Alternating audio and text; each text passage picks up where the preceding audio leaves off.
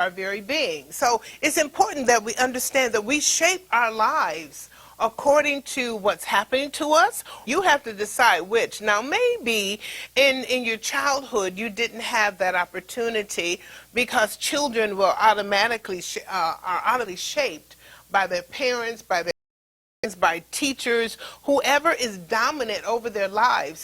That's how we're shaped.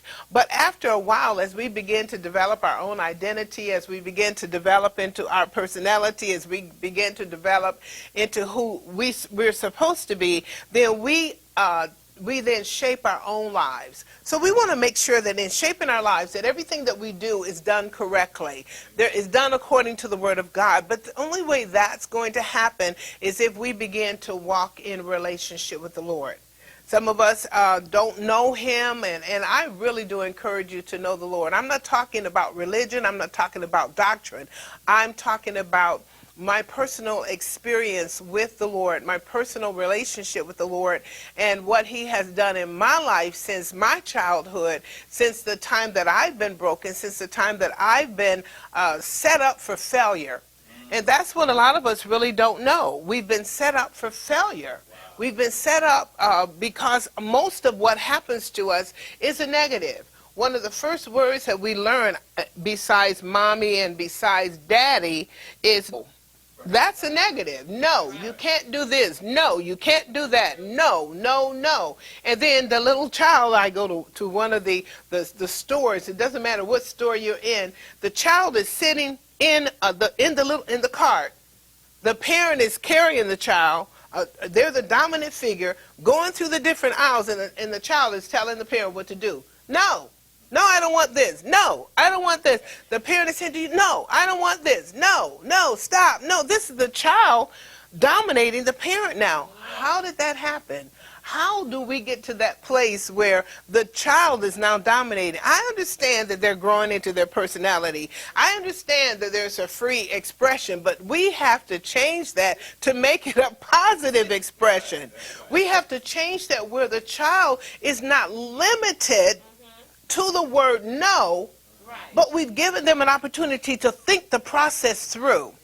It isn't a matter of going into the store and then asking the child what they want. You should have that planned out before you get there. Then you won't have the issues with the child and you fighting in the store in a particular aisle, and everybody's embarrassed because, or you're embarrassed because you brought this child in and you can't seem to do anything with child. So we have to be very, very careful with how we handle our children. We have to be very, very careful with how we shape our children. Sharing with my husband is that it was really funny. It wasn't funny then, but it was funny how I shared it with him that I was talking to a relative, and I must have been about 12, maybe. And the relative said something to me that didn't sit well in my spirit, and then it began to break my heart. I'm doing the shape again. It didn't sit well in my spirit. It began to break my heart. I developed a bad attitude. My personality came out, and then experience began to work. And they got to my mom before I could even get home.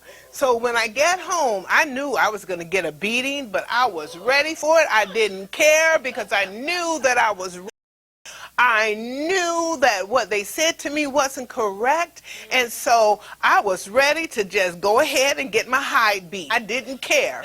So, but my mother, she was such a sweet, humble woman. When I got in the house, she said to me, such and such called and said that you said blah, blah, blah, blah, blah. And I said, yes, I said blah, blah, blah because they said blah, blah, blah. And that's not true, what they said about me. And so my mom listened. That's one of the things I loved about her, was she listened.